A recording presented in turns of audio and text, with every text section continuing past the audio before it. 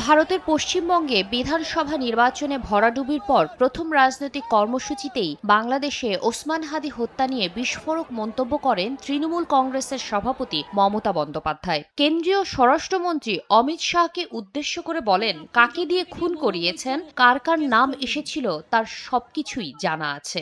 Home minister নিজে আমাকে phone করে বলছেন, এতদিন তো কই আমি বলিনি, মুখ করিনি, আজকে অত্যাচারের শেষ সীমায় গেছেন বলে।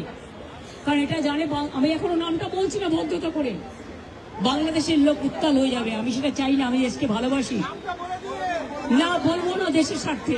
মমতার বক্তব্যে তোলপাড় বাংলাদেশ ও ভারত। হাদি হত্যা নিয়ে নতুন করে শুরু হয়েছে আলোচনা। এমন প্রেক্ষাপটে বুধবার প্রতিক্রিয়া জানান পররাষ্ট্র প্রতিমন্ত্রী। আরেকটা দেশে নির্বাচন হয়েছে, সেই দেশে একটা পরাজিত হয়েছে, সেই পরাজিত একজন নেতা একটা কথা বলেছে, that is not our matter. স্বরাষ্ট্র মন্ত্রণালয় এবং পররাষ্ট্র মন্ত্রণালয় এটা নিয়ে কাজ করছে। যারা ধরা পড়েছে ভারতে তাদেরকে ফেরত এনে এখানে বিচার বাস্তবায়ন করতে হবে, দ্রুত করতে হবে।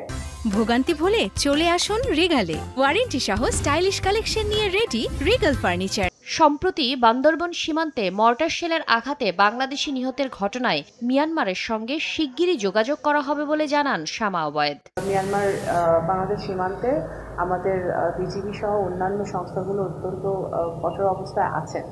তো এইটির ঘটনা অত্যন্ত দুঃখজনক। এখানে কি ঘটেছে এটা আমরা খতিয়ে দেখবো। অবশ্যই মিয়ানমার সরকারের সাথে আমরা যোগাযোগ করব। জাতিসংঘের সাধারণ পরিষদে সভাপতি পদে বাংলাদেশের জয়কে বিএনপির কূটনৈতিক সাফল্য বলে মন্তব্য করেন প্রতিমন্ত্রী। বাংলাদেশ জাতীয়তাবাদী দলের একটা ধারাবাহিক ফরেন পলিসির একটা সাফল্য। মাননীয় প্রধানমন্ত্রীর নেতৃত্বে বাংলাদেশের 17 কোটি মানুষের এটা বিজয়। প্রধানমন্ত্রী তারেক রহমানের প্রথম বিদেশ সফর এখনো চূড়ান্ত হয়নি বলে জানান শামা ওবায়েদ। শাতিলা শারমিন, সময় সংবাদ, ঢাকা।